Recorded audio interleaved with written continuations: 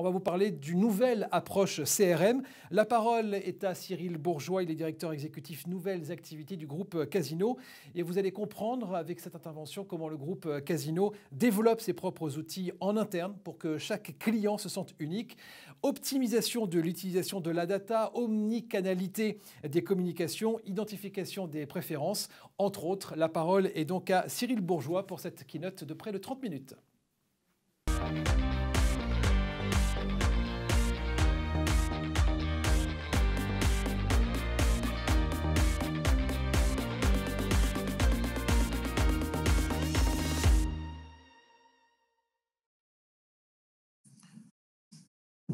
Bonjour à tous, ravi d'être parmi vous. Merci beaucoup pour cette introduction.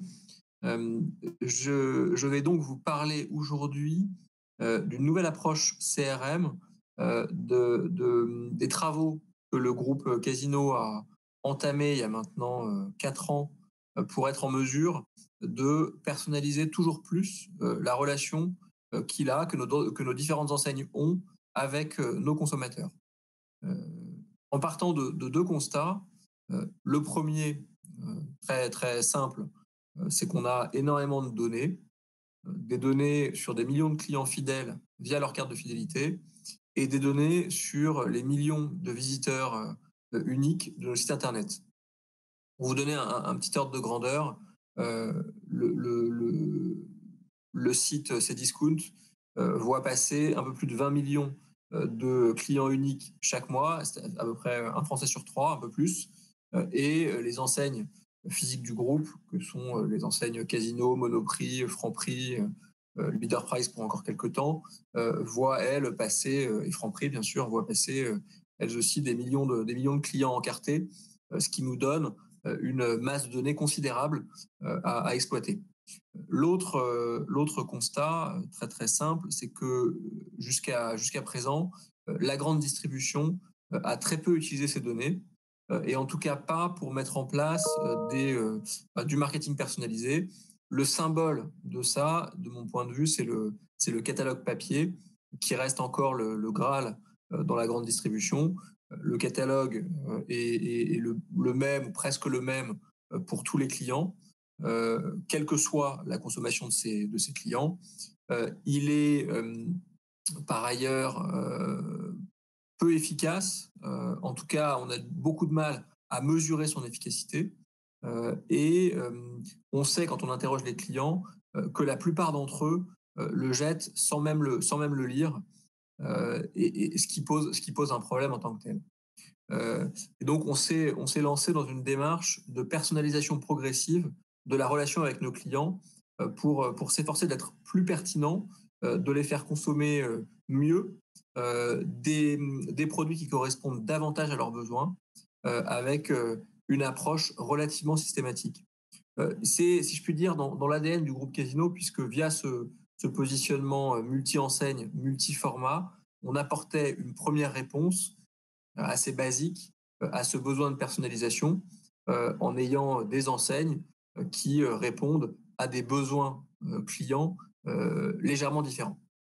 Évidemment, le Monoprix ne s'adresse pas à la même audience, à la même cible que Casino ou Leader Price, ce qui était la première étape de la réponse. Sur la personnalisation, on s'est dit au fond, il y a 3 choses, peut-être 4, qui gagnent à être personnalisées en reprenant les bases du marketing. Quel produit, quel prix, quel canal de diffusion et éventuellement quel message. Sachant qu'à ce stade, on s'est plutôt concentré sur les 3 premiers sujets, quel produit, quel prix, quel canal. Le premier obstacle, c'est celui de l'accès à la donnée et à une donnée qu'on puisse activer. Pourquoi ? Parce que, évidemment, pour personnaliser la relation avec un client, il faut connaître un maximum de choses sur ce client. Donc, on a d'abord fait un état des lieux de la donnée dont on disposait sur nos clients, à la fois la donnée offline, donc la donnée liée au trafic en magasin et en particulier la donnée des clients encartés, enfin des clients porteurs d'une carte de fidélité, qui nous donne accès à tout le panier, notamment au panier alimentaire, donc une donnée d'une grande richesse et d'une grande granularité qu'on exploitait très peu jusque-là.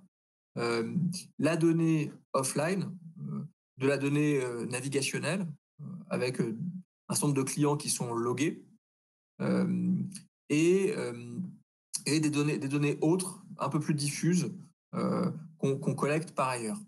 Euh, Tout l'enjeu sur cette donnée, c'est de savoir qui se trouve derrière le client qui fait ses courses en ligne ou qui fait ses courses dans un magasin.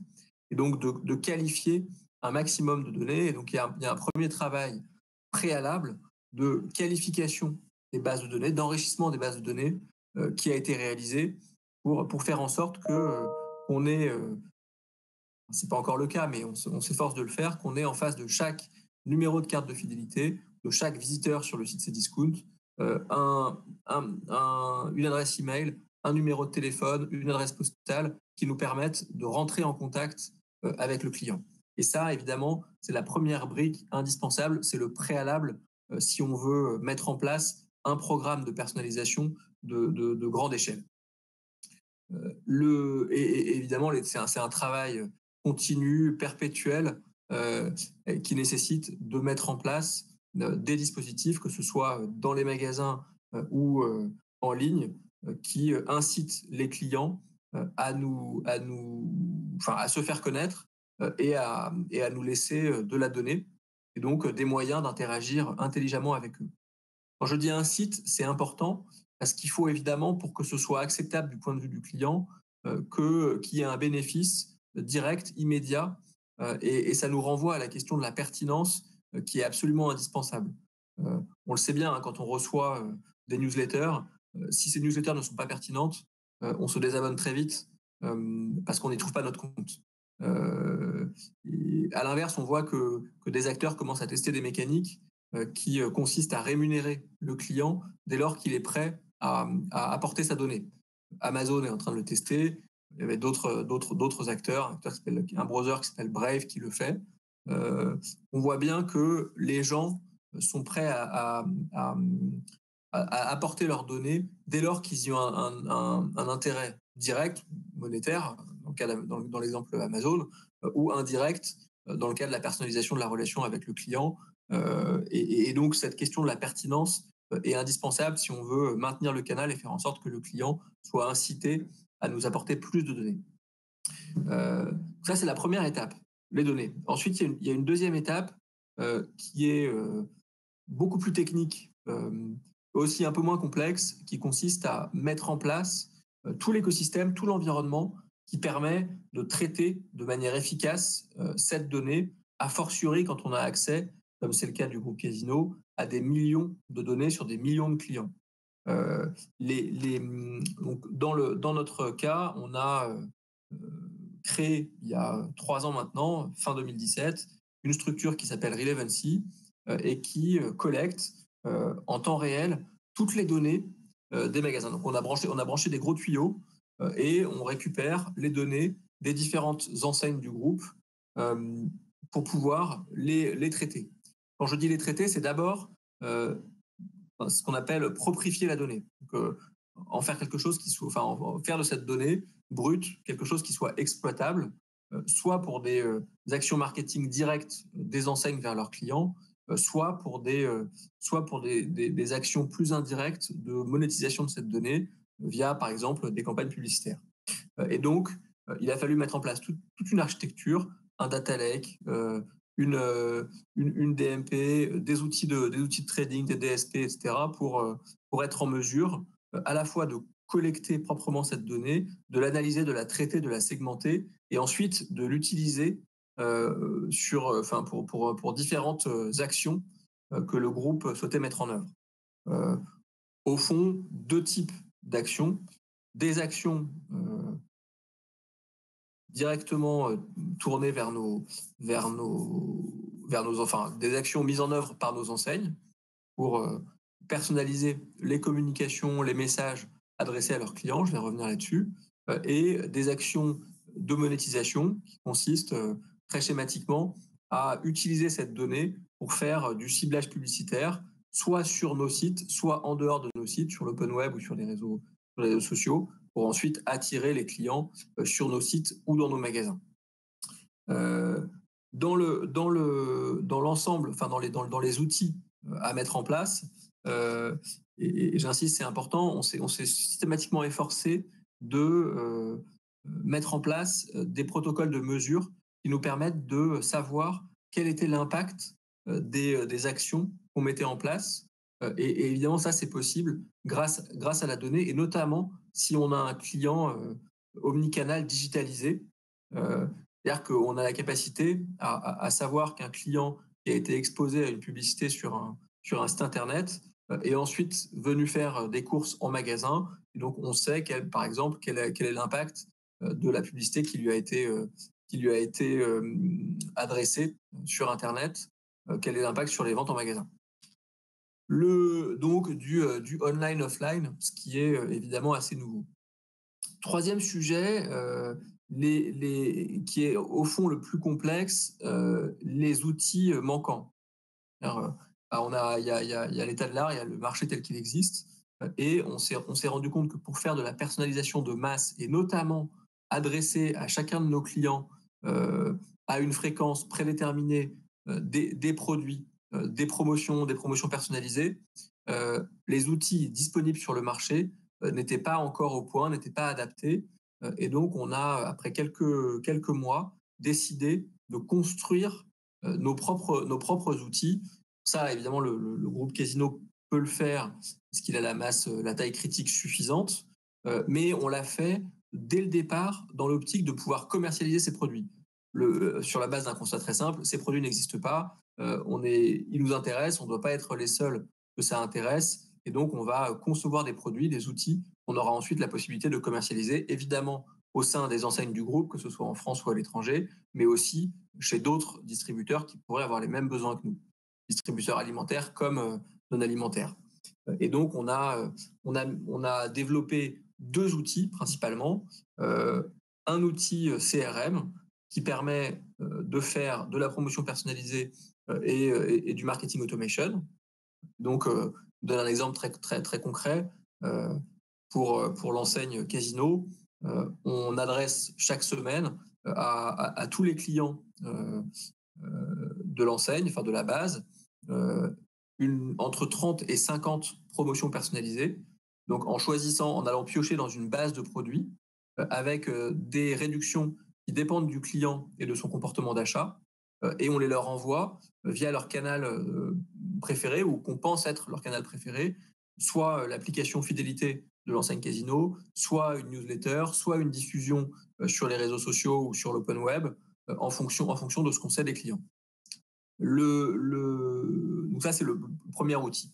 Deuxième outil, un outil retail média avec deux sous-produits. Un produit qui en fait est une sorte de DSP qui permet d'utiliser la donnée pour opérer des campagnes marketing ciblées sur nos sites, nos inventaires, mais aussi sur les inventaires disponibles à l'extérieur.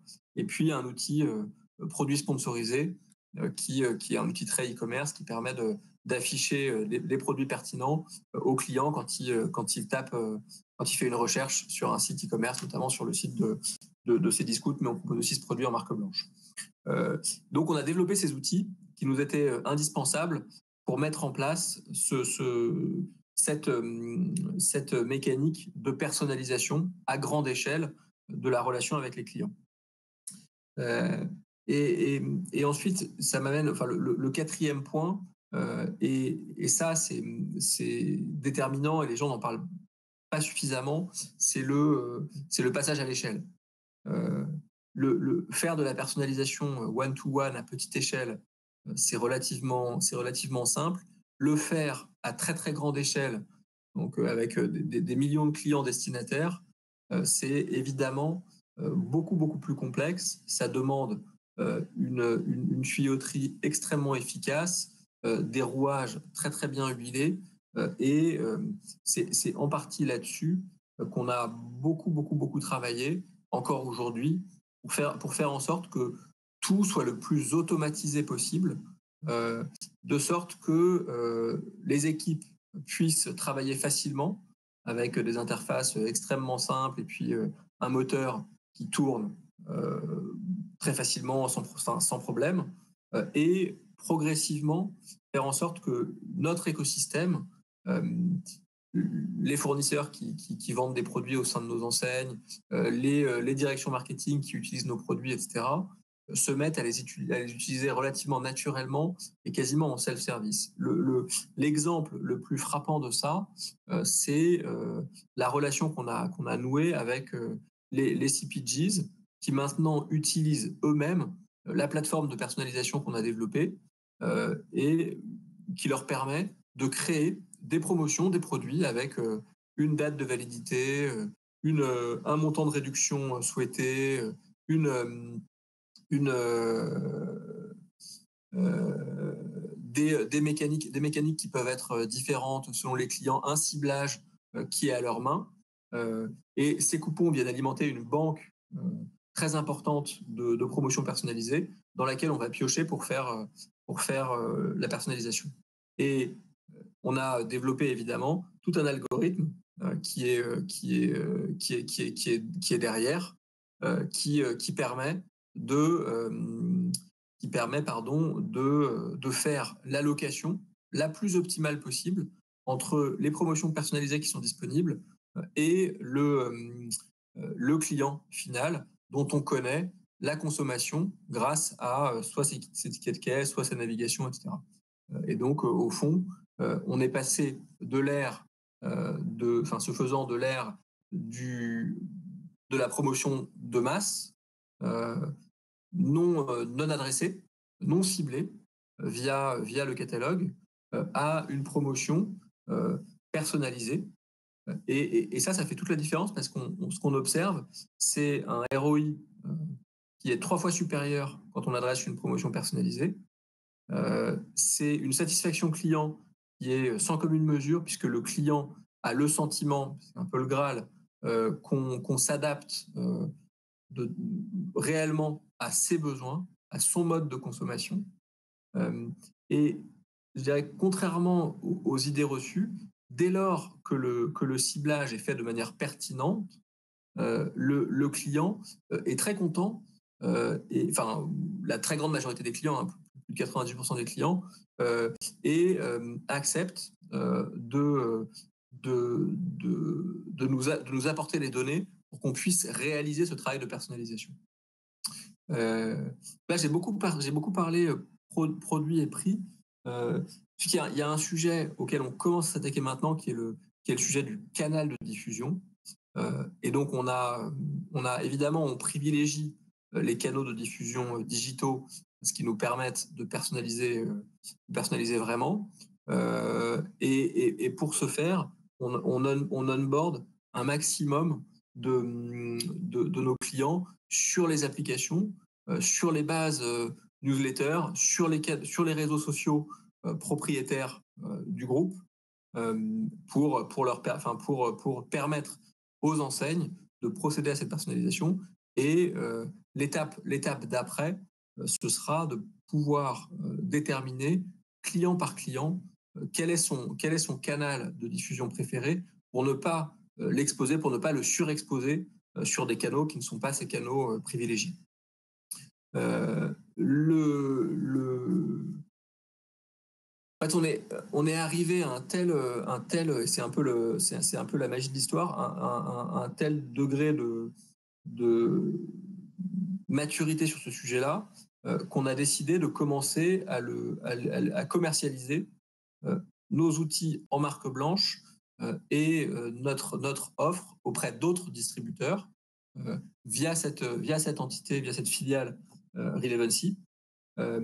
Et on a donc lancé la commercialisation au début de l'année et on a maintenant des premiers clients dans différents pays dans le monde, pour l'instant des gros distributeurs alimentaires, un gros distributeur en Indonésie, un gros distributeur en Tunisie, un gros distributeur en Arabie Saoudite, qui commencent à utiliser les outils et la capacité de traitement des données, donc toute l'algorithmie qu'on a mise en place pour leurs propres besoins de personnalisation, que ce soit la personnalisation, disons la personnalisation de leur campagne marketing ou l'utilisation pour dégager des sources de revenus complémentaires.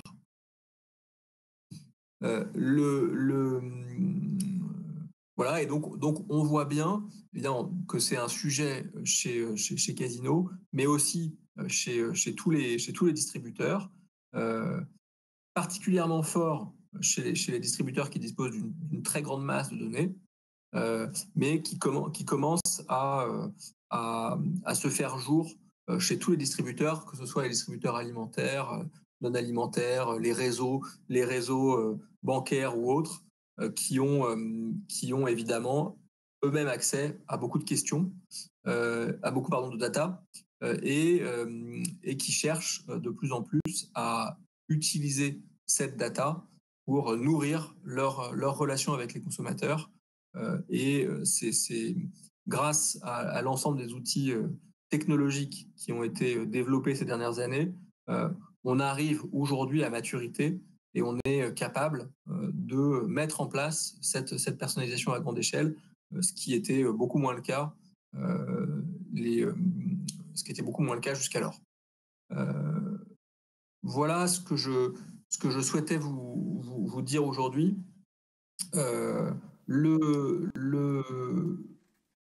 Si vous avez des questions, surtout n'hésitez pas à me les poser, que ce soit via ce canal ou un autre. C'est un sujet évidemment passionnant et je serais ravi de pouvoir échanger. Le marché est en pleine ébullition, il y a plein de solutions et c'est pas toujours évident en tant que patron du marketing de savoir faire le tri entre ce qui fonctionne pas. Nous-mêmes, on a testé énormément de choses avant de déterminer ce qui était efficace, pas efficace. Voilà, et la beauté de la chose, c'est que aujourd'hui, on dispose d'outils, de protocoles de mesure qui nous permettent assez vite de savoir ce qui fonctionne moins bien, ce qu'il faut retenir, ce qu'il faut privilégier. Et je dirais que c'est au fond ça la clé. Plus on a de données, plus on peut activer, plus on peut mesurer et plus on peut progresser avec une sorte de test and learn assez permanent. C'est le principe même du machine learning quand on veut l'automatiser vraiment.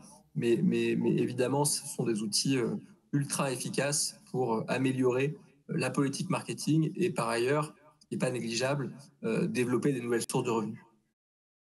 Merci beaucoup Cyril pour cette intervention. Vous m'entendez Cyril ? Très bien. Parfait. Il y a, ça tombe bien, des petites questions que l'on va vous poser. Je vais m'en faire le relais. Amélie qui nous dit combien de temps faut-il pour développer les outils dont vous venez de parler ? Ça dépend si on veut le faire soi-même ou si on veut utiliser des outils de marché. Si on veut utiliser des outils de marché, ça peut être très rapide. Si on veut le faire soi-même, c'est beaucoup plus long, évidemment. Mais je dirais que le préalable, c'est d'avoir des données qui soient propres, activables, avant même de parler outils. La mine d'or, le tas d'or sur lequel les distributeurs sont assis, c'est leurs données. Encore faut-il avoir ces données, avoir des données propres, avoir des données qu'on puisse activer, etc. Une question de Pauline qui nous dit les outils dont vous parliez tout à l'heure. Non, pardon, c'est la question. Attendez, je pose une question. Oui, voilà, c'est ça. Pardon. Ces outils dont vous parliez tout à l'heure, est-ce que ça concerne toutes les enseignes du groupe Casino ? Oui, ça concerne toutes les enseignes du groupe Casino, que ce soit d'ailleurs les enseignes non alimentaires comme Cdiscount et online, ou les enseignes physiques. Et en fait, c'est une bonne question parce qu'on a commencé par tester dans l'une ou l'autre des enseignes avant de déployer beaucoup plus largement les outils qu'on a développés. J'ai une question de Georges qui nous dit effectivement c'est une pratique CRM qui est très intéressante, nous dit-il. Comment est-ce que vous faites pour respecter les mesures de l'éthique dans une approche assez personnalisante ? Alors, il y a évidemment un cadre qui est la RGPD, qui s'applique et qu'on respecte stricto sensu. Le point déterminant, c'est de recueillir le consentement du client. Dès lors qu'on a le consentement du client, on peut opérer, encore une fois, dans le cadre de la RGPD. Et quand les clients ne souhaitent pas nous donner accès à leurs données, évidemment, on respecte ce choix. En pratique, ce qu'on observe, c'est que, comme je le disais, quand on est pertinent, les clients sont plutôt prêts à nous donner accès à leurs données parce qu'ils y voient leur intérêt. Merci beaucoup Cyril pour ces précisions. Je rappelle que vous êtes le directeur exécutif Nouvelles Activités au groupe Casino. Merci d'avoir été avec nous pour cet événement Marketing Day. Et bon après-midi Cyril, merci d'avoir été avec nous. Merci beaucoup Stéphane. À distance. Merci à tous, bonne journée. Et en direct.